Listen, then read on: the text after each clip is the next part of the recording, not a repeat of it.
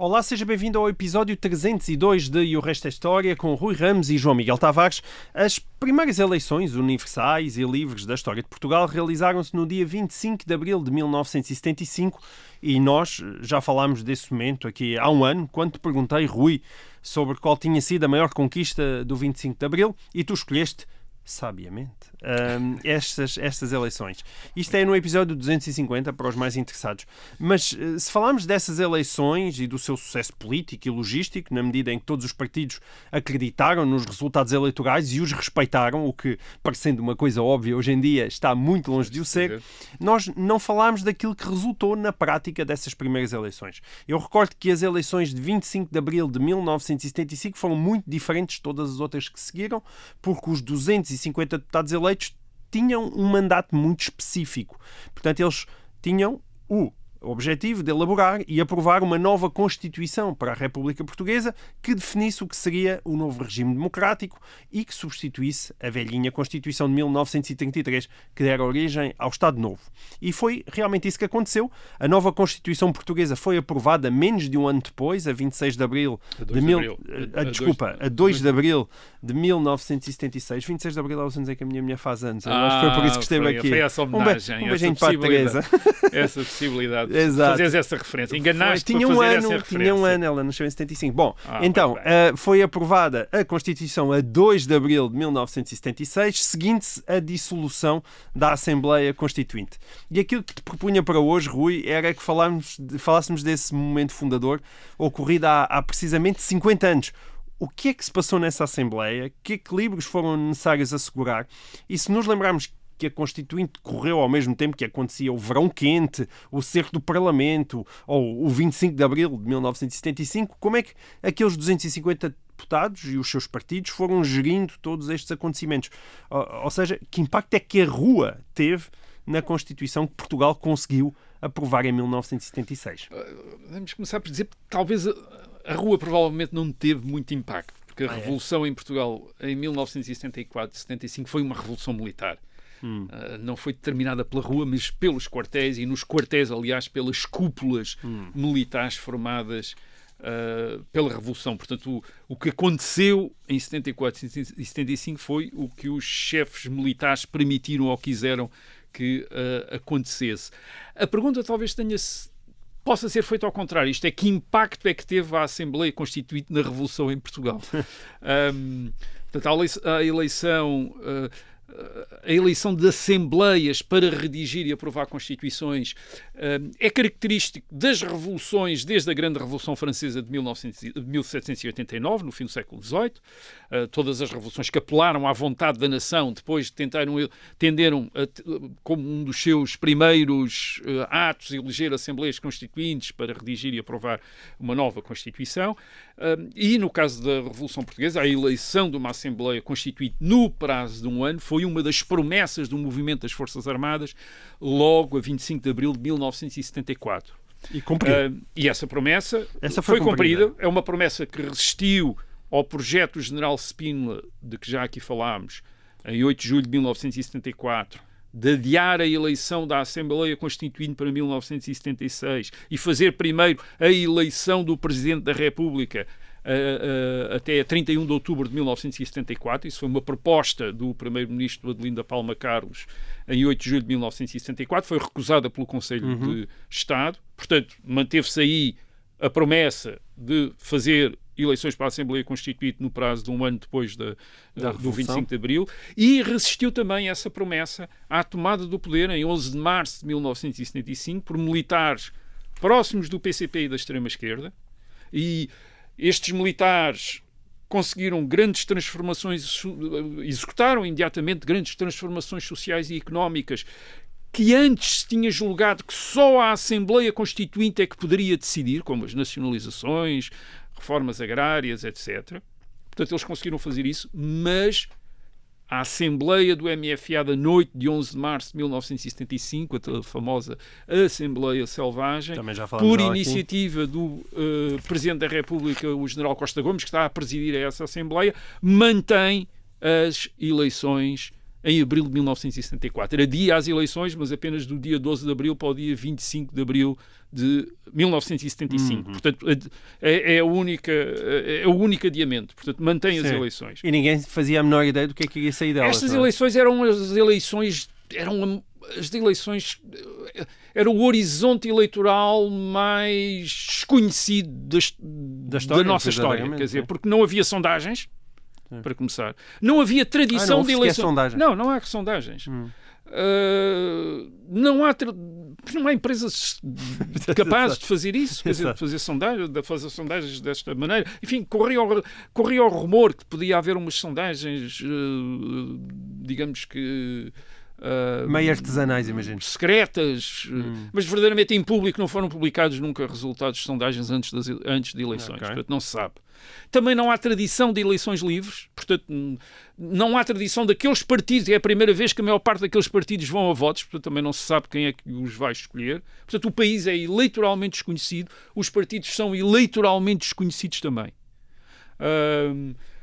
O que é que nós sabemos? O que é que se podia antecipar das eleições? Bem, podia-se antecipar uma coisa. No passado, os governos geralmente em Portugal ganhavam as eleições. Tinham ganho sobre o Estado Novo, mas antes do Estado Novo, na República e na Monarquia Constitucional, os governos também ganhavam sempre. Quem estava no poder ganhava sempre. Ora bem, em 1965, na primavera de 1965, quem está no poder, digamos, quem tem mais influência no poder é o PCP e a extrema-esquerda, através dos militares. Militares que dominam o governo, os militares que têm o comando operacional das Forças Armadas são gente próxima do PCP e da extrema-esquerda. Portanto, a partir daí o PCP domina a televisão, a extrema-esquerda, as rádios, muitos jornais, as câmaras municipais, os sindicatos. Portanto, poderia haver, poderia-se admitir que, atendendo à tradição dos governos em Portugal ganharem eleições, desta vez o PCP e a extrema-esquerda, tendo esta influência, poderiam ser aqueles que deveriam ganhar eleições. Mas eles tinham essa esperança? Não tinham essa esperança e havia 3 razões para isso. Portanto, ao contrário da tradição portuguesa, em 75 não tinham. Ou seja, os próprios não estavam à espera de ganhar. E os próprios não tinham a certeza, pelo menos, do que é que iria ser o resultado. Não sabiam o que é que iria ser o resultado. Okay. Porquê? Por 3 razões. Primeira razão, suspeitava-se que o país era muito mais conservador do que a Revolução. A Revolução que estava em marcha estava a ser imposta pelas Forças Armadas. Portanto, havia um país para além das Forças Armadas que estava incapaz de resistir às Forças Armadas, que lhe estavam a impor aquele regime, aquela revolução, mas que, tendo a oportunidade de votar, talvez votasse de outra maneira que não aquela que as Forças Armadas queriam. Portanto, essa era uma das primeiras suspeitas que havia. Segundo, a segunda razão para haver suspeitas sobre o resultado era que a comissão que tinha preparado a lei eleitoral, presidida por José Magalhães Godinho, já falámos aqui disso. O teu herói de Abril. um dos grandes heróis de Abril. Desconhecidos, sim. Propôs um sistema eleitoral que também já aqui falámos e que garantia 4 coisas muito importantes. Portanto, o recenseamento universal dos eleitores, o segredo de voto, a vigilância do escrutínio por representantes de todas as listas concorrentes e a proporcionalidade da representação de cada partido em relação aos votos. O que quer dizer o quê? Tudo isto? Isto quer dizer que não funcionariam as antigas formas dos governos dominarem as eleições. Por exemplo, através de recenseamentos parciais, em que só os amigos do governo ou os simpatizantes do governo é que estavam recenseados. Portanto, isso não se passava aqui. Através de pressão sobre os eleitores, aqui também não era possível, porque havia mesmo segredo de voto. Isto é, o eleitor votava numa lista, enfim, como vota hoje, mas como nunca tinha votado antes, explicámos isso no programa que fizemos sobre essa grande conquista da Revolução, que é, de facto, este sistema eleitoral. Portanto, a pressão sobre os eleitores também não é possível efetuar-se de uma maneira individualizada como era possível antes. Também não havia possibilidades chapeladas. As várias listas concorrentes assistem ao escrutínio. Não dá para, de repente, o presidente da mesa de votos meter lá uma quantidade de votos que tivesse trazido de casa. Portanto, estão lá todos os partidos a ver o que é que ele está a fazer. E depois o próprio sistema eleitoral é um sistema proporcional, quer dizer, não é um sistema daquele que desse a quem estivesse à frente Isto é um sistema maioritário que desse todos os deputados a quem estivesse à frente num determinado círculo. Certo.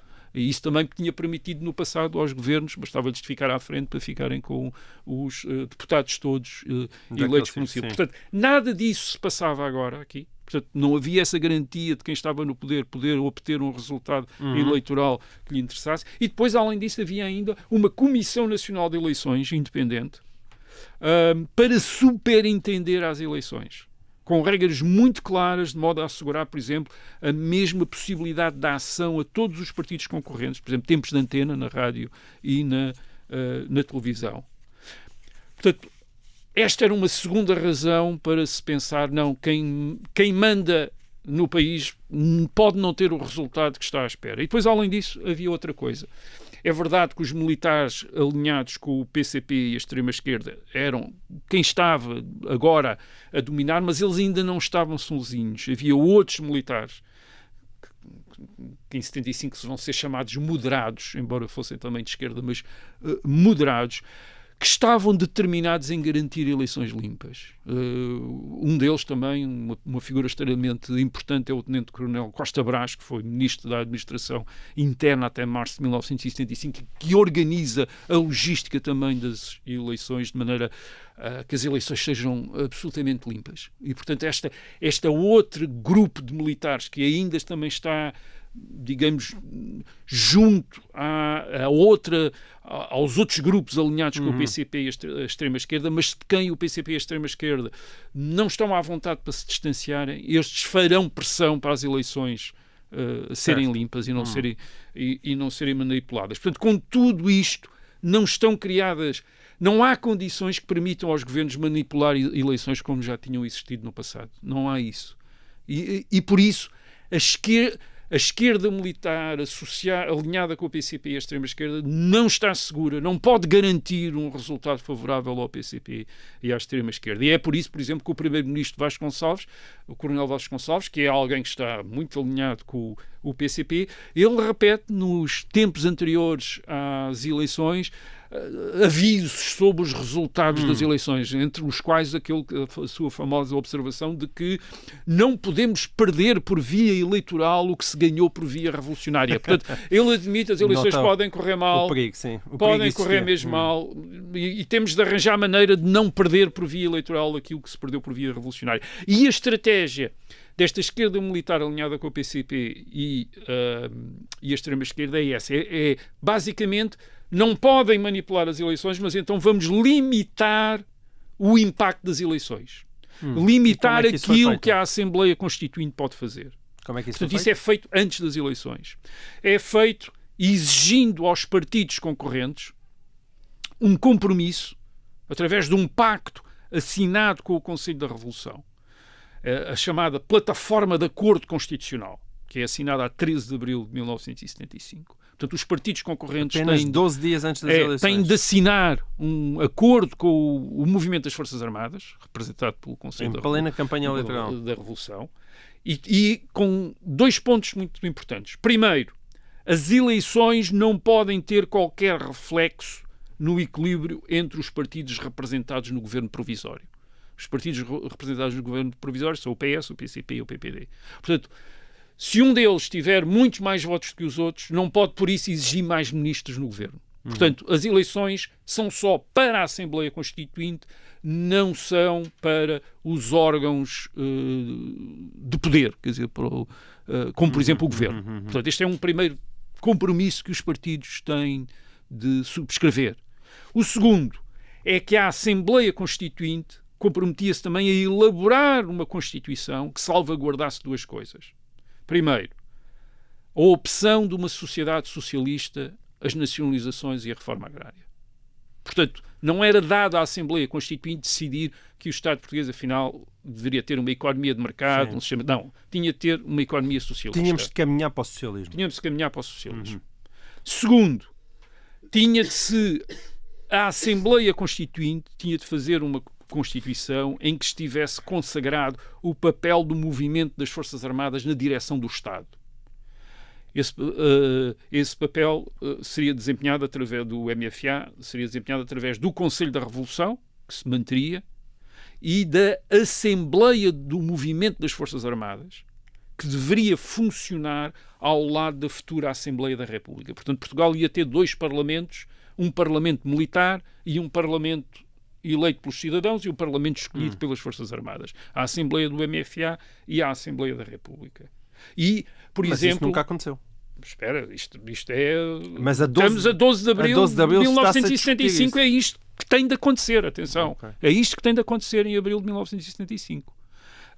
E, por exemplo, o Presidente da República deveria ser eleito numa reunião conjunta da Assembleia do MFA e da Assembleia da República. Portanto, pelos deputados eleitos pelos portugueses e pelos representantes das Forças Armadas na Assembleia do MFA, que se deviam juntar numa espécie de colégio eleitoral e eleger o Presidente da República. Isso Portanto, que era uma democracia tutelada. Isto é o compromisso que os partidos têm de assinar em abril de 1975 com o MFA. Portanto, digamos que antes das eleições, aquilo que mais importava à esquerda militar alinhada com o PCP e com a extrema-esquerda está salvaguardado. Portanto, não há reflexo dos resultados eleitorais nos equilíbrios do governo, nos equilíbrios do poder, e a futura Constituição tem de apontar para uma sociedade socialista e tem de manter o poder revolucionário das Forças Armadas. Isto é o Conselho da Revolução e a Assembleia do MFA. Portanto, digamos que a Assembleia Constituinte em 1965, a única coisa que vai fazer é uma espécie de câmara jurídica para sancionar as opções já tomadas pelos órgãos militares revolucionários. Portanto, são deputados que vão fazer uma Constituição que corresponda às decisões já tomadas pelas Forças Armadas. Isto foi tudo subscrito pelos partidos? E os partidos tiveram de subscrever isto tudo. Todos claro, assinaram. Para concorrer, todos assinaram. O CDS, o PPD, o PS. O receio não assinam, são proibidos de concorrer às eleições. Portanto, é preciso assinar, é preciso concorrer. Claro, a explicação que dá, por exemplo, o Mário Soares e os outros líderes dos partidos que não estão muito satisfeitos com este primeiro pacto nós estávamos dispostos a tudo para haver eleições, era o que nos interessava. E, portanto, o que eles me pusessem à frente, assinava. Não era bem vender a alma diabo, era tentar enganar o diabo, quer dizer, vamos ter eleições e com a ideia de que as eleições vão ter um impacto enorme e varrer isto tudo. Estamos a falar das eleições para a Constituinte de 25 de abril de 1975. Ficámos a saber que, dia 12 de abril, os partidos políticos foram obrigados a assinar um pacto altamente favorável a quem estava no poder, mas com a esperança que o resultado das eleições os colocasse numa tal posição de força que não tivessem que cumprir aquilo que tinham acabado de assinar. E resultou a estratégia, Rui? Sim, as eleições têm um impacto enorme. Pela participação, 5,7 milhões de votantes, 91,2% dos recenseados votaram. Se nós compararmos com as nossas últimas eleições em 2024, 59%, e já foram muito concorridas. 91,2%. Não há ninguém ficou quase em casa. Toda a gente, quer dizer, foi. E essas eleições participadas de uma maneira absolutamente espantosa, revelaram duas coisas. Revelaram, primeiro, que havia no país uma maioria gigantesca contrária à hegemonia militar do PCP e da extrema-esquerda. Em conjunto, o PCP e a extrema-esquerda tiveram menos de 20% dos votos, o PCP só teve 12%. Sim. Portanto, de repente, revelou-se que aqueles que estavam no poder eram uma minoria no país. Sim. Uma pequena minoria do país. E depois revelou também que o país não era uniforme. Já sabemos isso também, que os distritos do norte do Tejo, as ilhas e o Algarve a votar maioritariamente mais à direita, e os distritos do sul, especialmente Setúbal, e os distritos alentejanos a votar mais ou menos à esquerda. Portanto, que era impossível dizer... Aqui, e o que provou que Orlando Ribeiro era realmente um homem brilhante. Também, enfim, ele falou geograficamente, mas politicamente esse Portugal, dividido entre o Mediterrâneo e o Atlântico, refletiu-se nestas... Enfim, emergiu nestas eleições livres. Mas o mais importante é que, de repente, o país se apresenta demasiado plural, demasiado complexo para alguém poder dizer eu represento a vontade dos portugueses. Os portugueses tinham várias vontades. E, portanto, tinham várias vontades, quer dizer, há um complexo de opções e que deviam corresponder e esse é aquilo que os partidos contrários ao PCP e à extrema-esquerda vão dizer, que tem de corresponder a uma democracia pluralista. Isto é, só uma democracia pluralista é que pode permitir conceber uma coexistência pacífica dos portugueses. Isto é, porque os portugueses têm várias opções e só se o regime assegurar esse pluralismo é que é possível o regime de ser um regime pacífico e não ser uma ditadura. O PS vence as eleições e ganha e Mário Soares ganha um poder acrescido. E os resultados eleitorais vão imediatamente estimular o PS a desafiar o poder do PCP. Aliás, o PS já tinha começado a fazer isso em janeiro de 1975, a propósito da unicidade sindical, e a partir imediatamente depois das eleições, esse desafio volta e torna-se muito forte. O PCP também reage brutalmente. A 1 de maio de 1975, o PCP impede Mário Soares de discursar nas manifestações do 1º de maio, na manifestação do 1º de maio em Lisboa, e o PS vai exigir mais expressão, sobretudo em termos de governo, em termos de comunicação social, em termos do poder autárquico. O poder autárquico está muito na órbita do PCP, portanto o PS vai dizer, mas porque é que o PCP há de mandar nas câmaras municipais do país? Portanto, as câmaras municipais, as variações tinham sido dissolvidas e as câmaras municipais estavam sujeitas a comissões administrativas, e estas comissões administrativas estavam completamente dominadas pelo PCP e pelo seu satélite, o MDP-CDE, o Movimento Democrático Português, Comissão Democrática Eleitoral, mas que era um satélite do PCP. Portanto, o PCP reage muito a estas reivindicações do PS e até, enfim, reage com provocações, como, por exemplo, a ocupação do jornal República, o jornal de um diário em Lisboa que era próximo do Partido Socialista, que é ocupado pelos tipógrafos em maio de 1975. O PCP, obviamente, diz que não tem nada a ver. O PS acusa imediatamente o PCP de estar por detrás dessa tentativa de tirar ao Partido Socialista, o único jornal que o Partido Socialista tinha, uma vez que o PCP domina os jornais que, entretanto, tinham-se caído na órbita do Estado através das nacionalizações dos bancos e, portanto, que são dominados pelo PCP. Portanto, o PS vai eventualmente em julho, sair do governo, depois o PPD faz o mesmo e vai organizar grandes manifestações de rua em Lisboa, no Porto, a favor da democracia pluralista. Aliás, uma das palavras de ordem do Partido Socialista e dos seus aliados é o seguinte, é preciso respeitar a vontade popular. Quer dizer, é uma das... E obviamente isto remetia para as eleições de 25 de abril de 1975. Eles estão a dizer, é preciso respeitar o que vimos ali nas eleições. Agora... E era. Era, mas... Quem mandava eram as cúpulas militares revolucionárias. E essas cúpulas militares revolucionárias vão continuar a tentar ignorar as eleições de 25 de abril de 1975. Eles vão desprezar a Assembleia Constituinte e vão continuar em junho, julho de 1975 a produzir, isto é, de repente, vemos os órgãos do MFA a produzir propostas de organização política do país contrárias à democracia representativa e assentes na relação entre o MFA como movimento de libertação do povo português e organizações populares de base, como sindicatos, comissões de trabalhadores e de moradores, o chamado poder popular. Portanto, há propostas, o caso mais nítido é o documento guia da Aliança Povo-MFA, aprovado pela Assembleia do MFA de 8 de julho de 1975, que basicamente são propostas de uma espécie de constituição política para o país, ignorando a Assembleia Constituinte. Que tinha acabado de ser eleita. Tinha acabado de ser eleita e estava em funcionamento, mas faz conta que não existe. E a Assembleia do MFA diz, não, a organização para o país vai ser isto. O MFA vai ser o grande movimento, portanto, uma espécie de Frelimo ou do MPLA, portanto, vai dominar o poder e vai ser a vanguarda revolucionária do povo português. E o povo português. E como é que o povo português se expressa, então? O povo português expressa-se organizando-se em comissões de moradores, comissões de trabalhadores, em sindicatos, etc. E esses sindicatos depois contactam o MFA, quer dizer, estão em contacto com o MFA e o MFA vai desatendendo às suas propostas.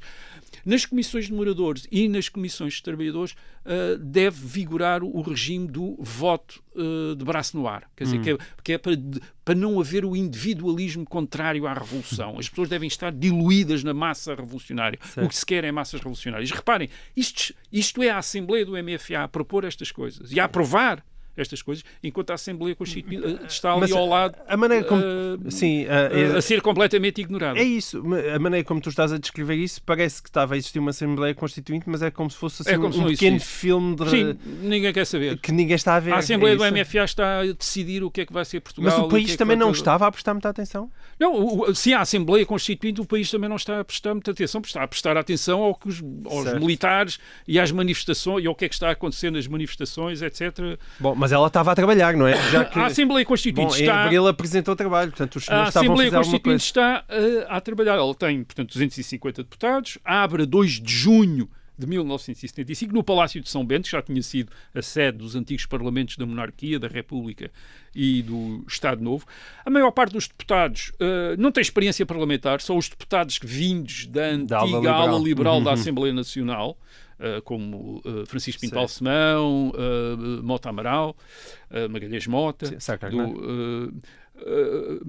Há outros deputados que, não tendo experiência parlamentar, têm, apesar de tudo, experiência de assembleias.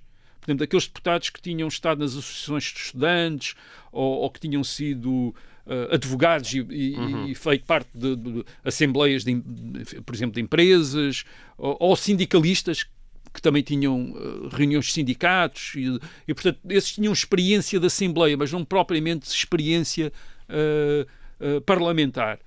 A Assembleia Constituinte, como é que funciona? Funciona, sobretudo, através de comissões específicas para os vários títulos da Constituição, portanto, a política, a economia, etc. Portanto, são cerca de 13 comissões. Essas comissões trabalham, portanto, emitem pareceres sobre o que é que deveria ser aquela parte da Constituição e depois esses pareceres são discutidos no plenário da Assembleia Constituinte, isto é, na reunião com todos os deputados. Portanto, as comissões fizeram, se nós sabemos isto, porque eles próprios depois, no fim, deram as suas estatísticas, fizeram as estatísticas do seu próprio trabalho. As comissões fizeram 327 sessões, com quase 1000 horas no total. Portanto, 1000 horas de trabalho. E depois o plenário da Assembleia Constituinte teve 132 sessões com 500 horas, isto é, a discutir os pareceres das comissões. Como é que as coisas começaram logo a correr mal, quer dizer, na Assembleia Constituinte? Começaram logo a correr mal quando se aprovou o regimento da Assembleia Constituinte. E no regimento da Assembleia Constituinte, 12 de junho de 1975, era previsto um período de antes da ordem do dia. Portanto, a ordem do dia era a discussão dos pareceres das comissões sobre a Constituição, mas antes da ordem do dia haveria um período em que os deputados poderiam falar de assuntos políticos de interesse geral. Funcionando já como uma Assembleia da República tradicional. Como um Parlamento. E o PCP imediatamente vota, e o MDP votam contra isto, dizem isto não faz sentido. A Assembleia Constituinte não é um Parlamento, está só para aqui para fazer a Constituição, não deve ter período de antes da ordem do dia, e os deputados do PS, do PPD e do CDS vão aproveitar este período de antes da ordem do dia para começar a discutir política. E isto vai dar origem a grandes casos, quer dizer, grandes confrontos, trocas de insultos, escândalos, coisas...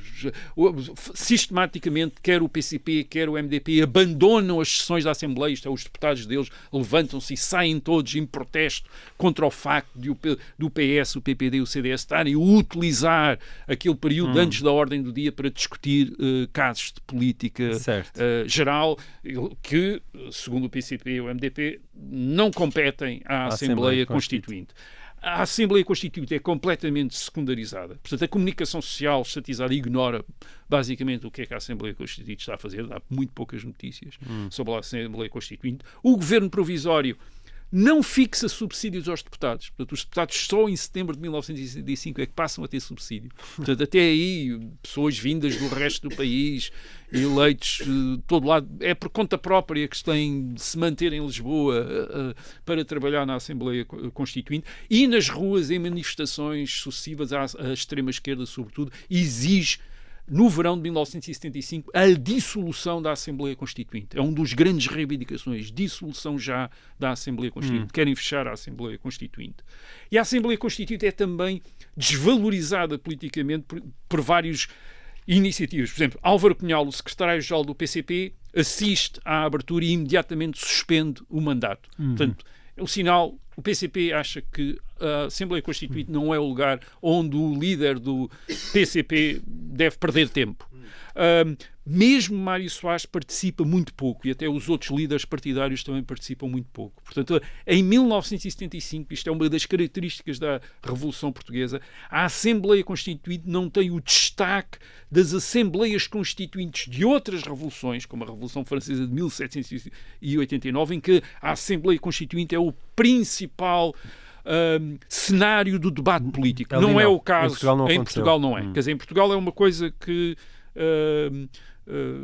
é algo que está a acontecer, mas pouca gente está a prestar atenção.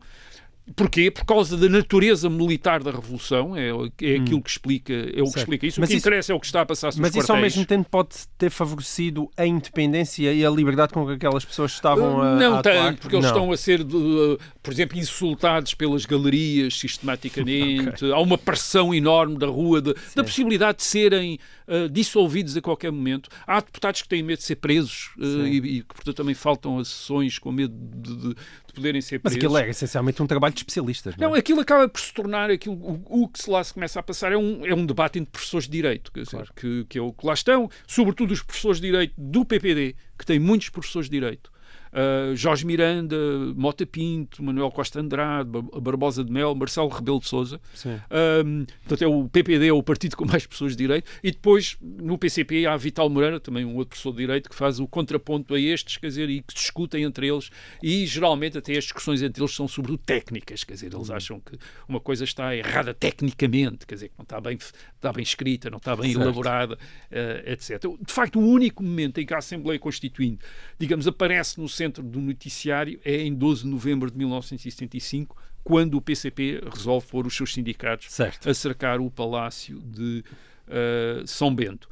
Portanto, o verão de 1975, enquanto a esquerda militar alinhada com a PCP e a extrema-esquerda predominam, de facto, a Assembleia Constituinte é uma coisa muito secundária, é algo extraordinariamente secundário na Revolução.